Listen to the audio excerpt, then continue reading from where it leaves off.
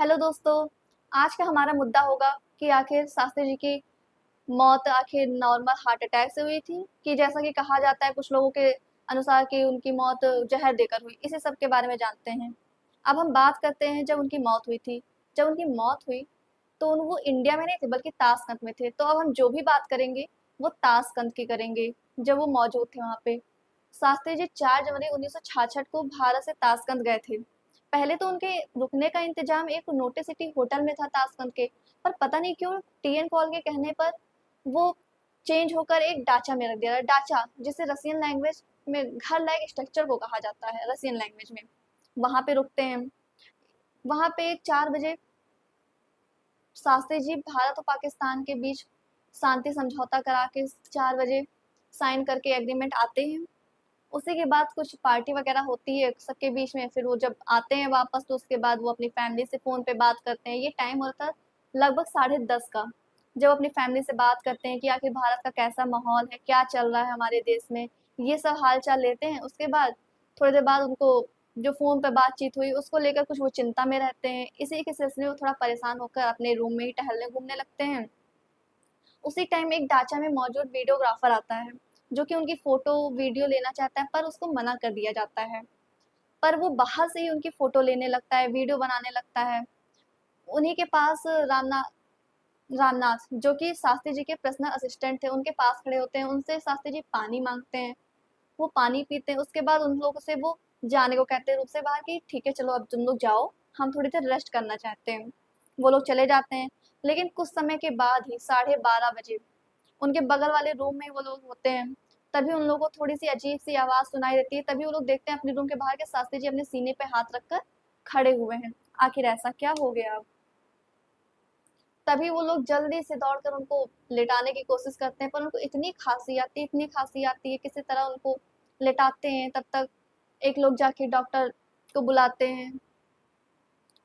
पर पता नहीं क्यों एक चौंकाने वाली बात थी कि आखिर शास्त्री जी अपने पास रखे थर्मस की बॉटल को क्यों हाथ दिखा रहे थे। बार बार उनका इशारा उसी पे जाता, क्या उसमें कुछ ऐसा था? क्यों आखिर वो हाथ दिखा रहे थे ये तो किसी को नहीं पता। पर चलिए ठीक है, कुछ तो रहा ही होगा वरना ऐसे तो कोई हाथ नहीं दिखाता है। तब तक डॉक्टर आते हैं, उनको इंजेक्शन देते हैं, उनका बीपी चेक करते हैं, पर कोई फायदा नहीं होता है। उनको सीपीआर देते हैं पर कुछ भी उनके ऊपर फायदा नहीं हो रहा था। सारी डॉक्टर की अच्छी अच्छी टीम उनके ऊपर कर रही थी अपना काम, लेकिन आखिरकार वो लोग हार मानकर कह ही देते हैं कि बापू आपने मुझे समय नहीं दिया। ये वो समय था जब शास्त्री जी इस दुनिया में नहीं रहे। शास्त्री जी के आखिरी शब्द ये थे, हरे राम हरे बापू। यही कह के वो अपनी सांस बंद कर देते हैं। इसी के बाद जैसे जैसे ये शास्त्री जी के बारे में लोगों को पता लगता है, बड़े से बड़े डॉक्टर, पाकिस्तान की टीम, यूएसएसआर की टीम सब मौजूद होते हैं, पर कोई कुछ भी नहीं कर सकता है। आखिरकार हार मानकर 2:30 बजे रात को सभी हार मान जाते हैं। और जब अगले दिन इंडिया को उनको लाया जाता है पालम एयरपोर्ट है, जिसे आज हम इंदिरा गांधी एयरपोर्ट कहते हैं, वहां लाया जाता है। वहां मौजूद उनके बड़े बेटे हरे कृष्ण शास्त्री जी को भी उनसे मिलने नहीं दिया जाता है, बल्कि लाख कोशिशों के बावजूद भी। पर पता नहीं क्यों जब उनके घर लेके जाया जाता है तो ललिता जी उनकी जो कि वाइफ थी, उनकी बॉडी को देखकर वो तुरंत बोलती है कि इनकी मौत हार्ट अटैक से नहीं बल्कि जहर देकर हुई है।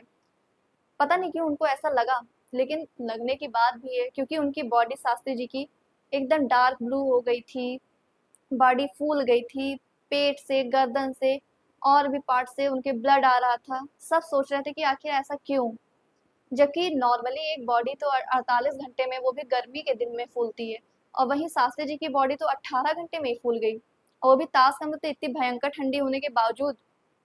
यही सब कारण था कि लोगों का शक ज्यादा से ज्यादा जहर पे जा रहा था कि उनको जहर देकर मारा गया है। और लाख कोशिश करने के बावजूद भी उनकी फैमिली वालों से बहुत से लोगों के कि पोस्टमार्टम कराया जाए, पर कोई कराने नहीं दिया जाता है। इसी सब का कारण था आखिरकार 13 जनवरी 1966 को दिल्ली के राजघाट पर उनका अंतिम संस्कार कर दिया जाता है। अब इसे क्या कहा जाए, कोइंसिडेंस या फिर प्लानिंग? अब आप सभी बताइएगा कि कमेंट करके कि मेरी वीडियो कैसी लगी। Thank you.